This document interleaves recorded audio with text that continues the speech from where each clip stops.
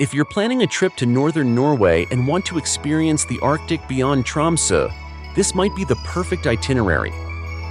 Over 5 days, I explored fjords, remote islands, snowy mountains, Arctic beaches, and of course chased the northern lights across one of the most beautiful regions in Europe.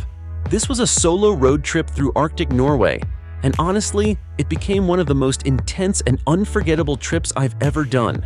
Here is my complete 5-day itinerary in Arctic Norway, beyond Tromsø. Day 0. Arrival in Tromsø. I arrived in Tromsø in the evening, right in the heart of polar winter. By the time I stepped outside the airport, everything was covered in snow, streets glowing under soft Arctic lights, and that quiet atmosphere that instantly makes you feel like you've entered another world.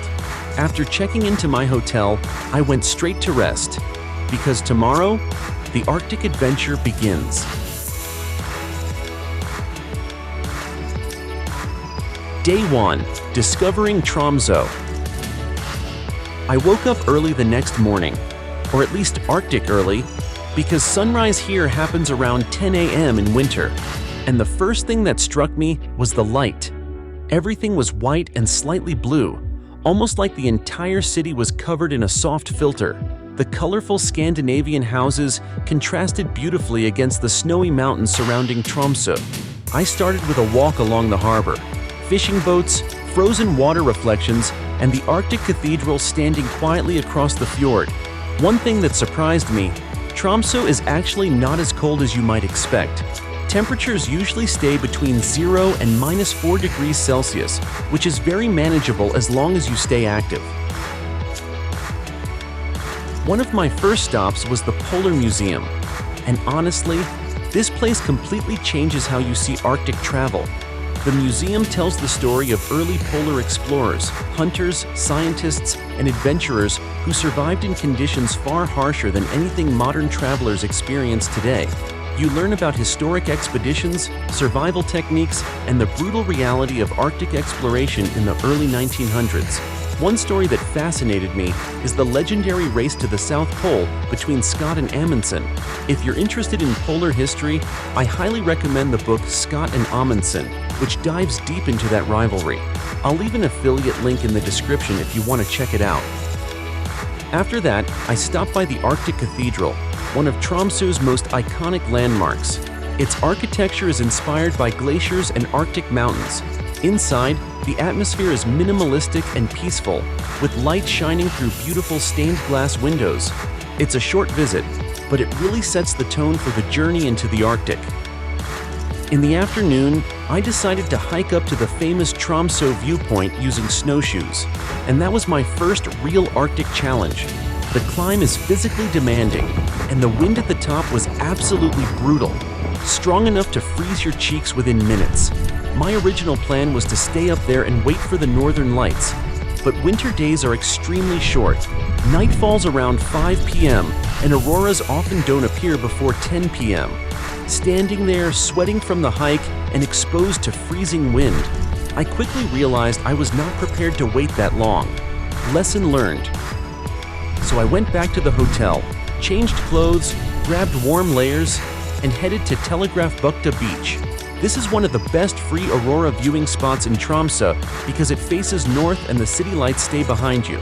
I originally booked my hotel there only because it was more affordable, but it turned out to be the perfect location. And that's where it happened. My first northern lights on my very first night. Not huge, not dramatic, but still incredibly lucky. And honestly, everything after that felt like bonus.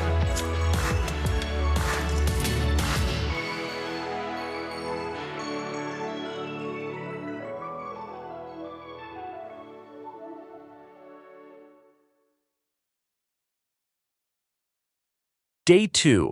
Road trip begins. This is where the real Arctic adventure started. I picked up my rental car using Getaround, which I found cheaper than traditional agencies. I'll leave a partner link in the description if you want to check it out. Driving on completely snow-covered roads sounds scary, but with studded winter tires, the grip is surprisingly good. You barely feel the car sliding. My first destination was Kvaløya Island, just outside Tromsø. The road quickly transforms into wild Arctic scenery. Fjords, frozen beaches, mountains dropping straight into the sea. I continued all the way to Sommarøy village, and this place feels unreal.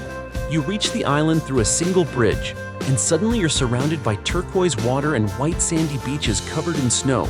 If it wasn't freezing, you'd almost want to swim there. The cold was intense. Every time I removed my gloves to take photos, my fingers froze within seconds. But the landscapes were absolutely worth it.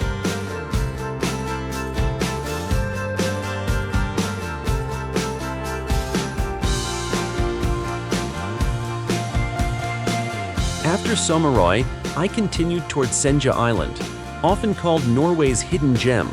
I arrived at night and had my first real Arctic wildlife encounter, an elk, standing right in the middle of the road. Huge, silent, completely surreal. Day 3, Senja road trip. I stayed in a small cabin next to a frozen lake, and waking up there felt magical. At sunrise, the entire landscape turned pink and gold.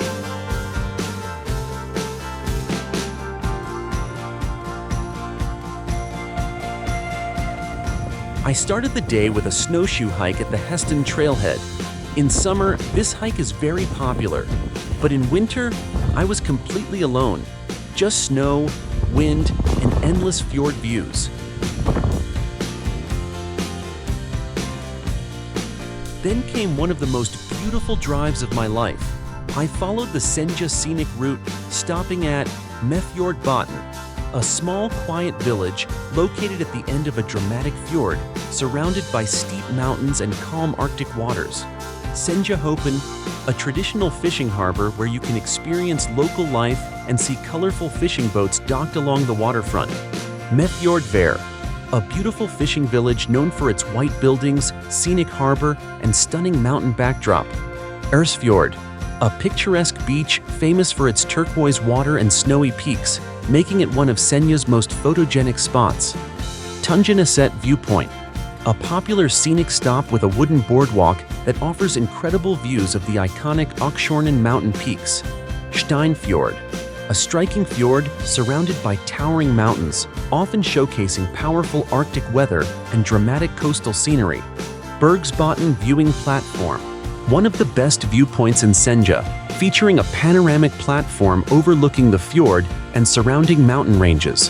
Hamn, a former fishing village turned cozy travel destination, known for its peaceful atmosphere and scenic coastal landscapes.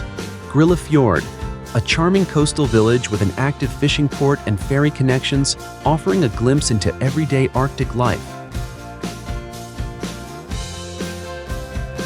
Every turn revealed a new landscape that felt like the edge of the world.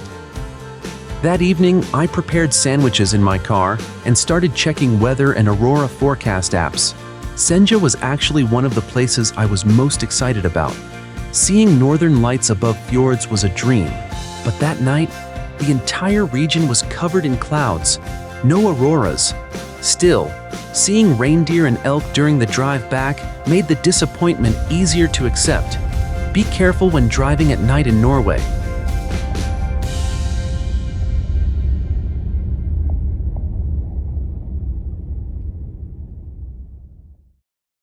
Day 4, Lyngen Alps. The next morning, I drove toward the Lyngen Alps. Another breathtaking drive. Snow-covered peaks rising directly from the ocean. I stopped in Koppungen, a tiny fishing village with red wooden houses built on stilts. It felt incredibly remote, but absolutely beautiful. I spent the night at Lyngen Trappa, located at the entrance of the peninsula. It's an incredible base to explore the region. That evening, again, clouds. At that point, I started losing hope of seeing a strong Aurora display. Day 5, the perfect Aurora night. I spent the day snowshoe hiking to Blåisvatnet, a frozen turquoise lake hidden in the mountains. Then I attempted a second hike toward the Lyngstuva Lighthouse, but a snowstorm forced me to turn back. Walking on icy rocks in those conditions was simply too dangerous. I honestly thought Aurora hunting was over for that trip, but after dinner, I checked the weather one more time. Clear sky window. I grabbed my camera, warm layers, a thermos of coffee, and drove for 1 hour to reach a north-facing viewpoint I had spotted earlier. I waited almost an hour, and then a faint green glow appeared behind distant clouds. Within minutes, the sky exploded. For nearly 2 hours, the northern lights danced across the sky, twisting, moving, changing shapes above the fjords. That was the night I had been waiting for.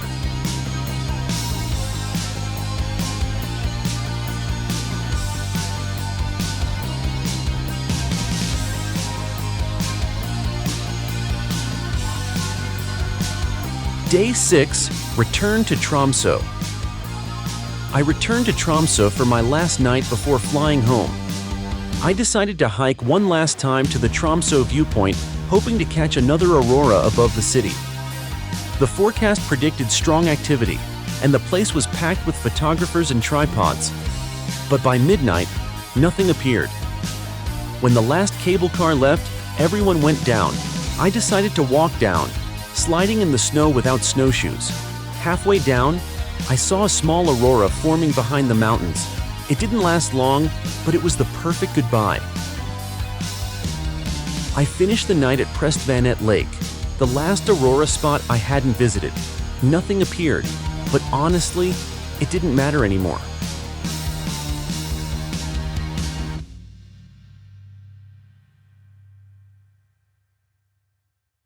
I came to Arctic Norway for the Northern Lights, but I discovered something much bigger: wild landscapes, silence, remote villages, Arctic wildlife, and an environment I would normally avoid because I usually travel to tropical destinations. And yet, this became one of the most powerful trips I've ever experienced. Short, intense, unforgettable. If you're planning a Northern Norway trip, I've made an entire video series covering full travel budget, best Northern Lights locations, and complete Tromsø guide. You'll find everything in the playlist on the channel, and I'd love to know, would you travel to the Arctic even without the Northern Lights? You'll find links in the description for snowshoes and Arctic gear I used, rental car platform, books about polar exploration. Using these links supports the channel at no extra cost to you. See you in the next one.